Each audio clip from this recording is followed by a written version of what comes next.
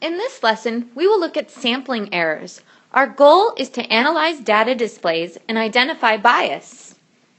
So, how do I know if a survey or a sample is potentially biased? Well, we often are bombarded every day with data. 5 out of 10 people prefer this.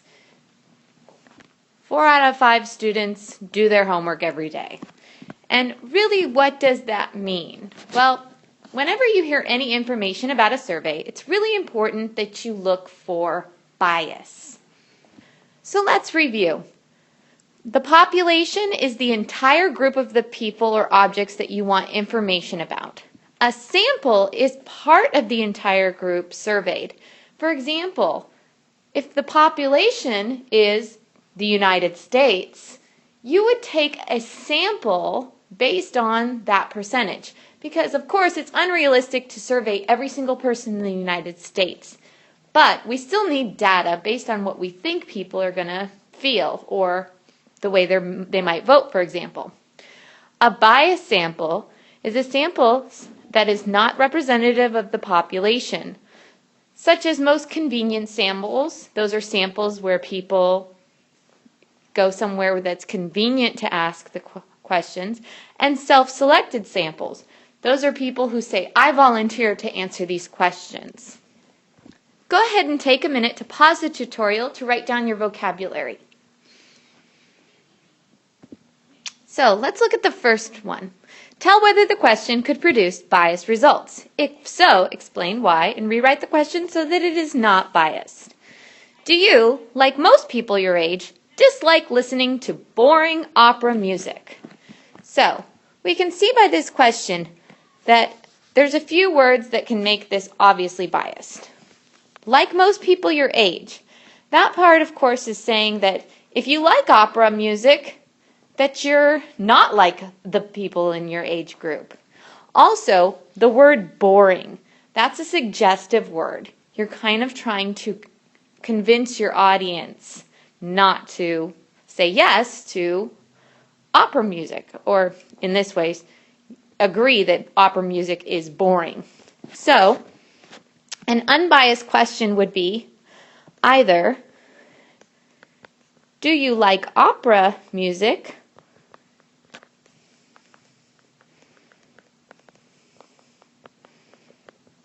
Or, even less biased, what kind of music do you like?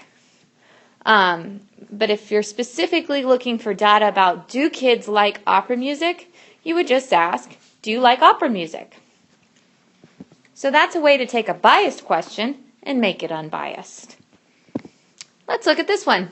If I asked you, is this baby adorable?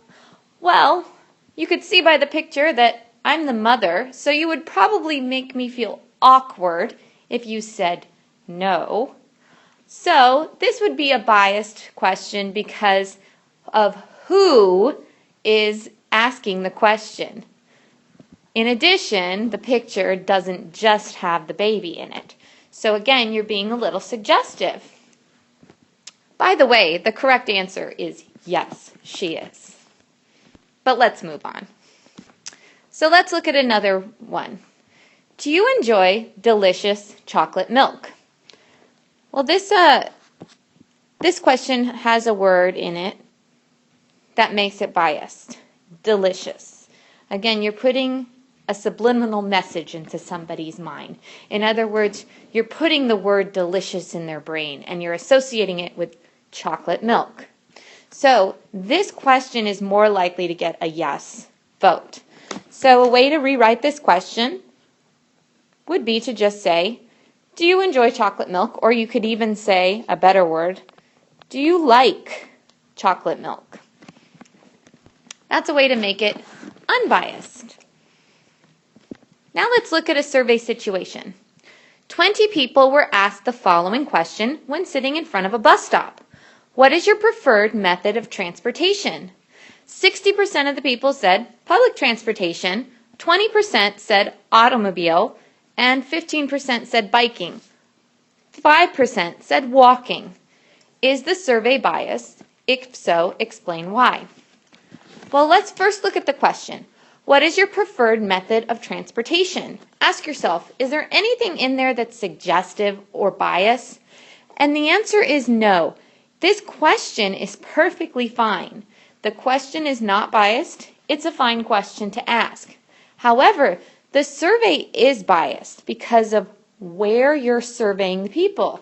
If you go in front of a bus stop and ask people what their preferred method of transportation is, most likely you're selecting people who prefer public transportation.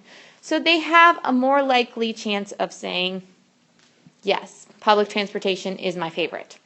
Whereas a better place to survey people might be a popular grocery store. That would be an unbiased place because people would get there in a bunch of different ways. Again, you really would have to look at where is it? Is it far away from the bus stop? Again, maybe then that wouldn't be the best place. So it's always important to ask yourself a few things. Is the question biased? Is the population biased? And who researched the data or conducted the survey? So those are three main questions you should always ask yourself whenever somebody gives you any sort of statistics or data analysis. So go ahead and take a minute to write these three questions to ask down in your notes. Now it's your turn. Tell whether the surveys could produce biased results. If so, explain why. So we have the first situation, and I actually think I might color coordinate these for you. A randomly selected sample of 50 students were asked at lunch, how often do you read the school newspaper? People were asked the following question in front of a grocery store. Should the city spend more money on trash cans for our litter-filled city parks? And finally, students were surveyed in front of their math teachers and were asked, how much time do you spend doing math problems every night? So go ahead and take a minute to pause the tutorial and try these problems out on your own.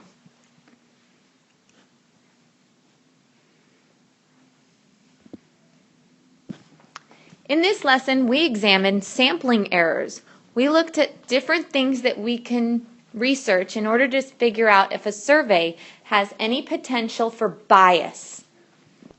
I have to say, I hope this tutorial was helpful for you.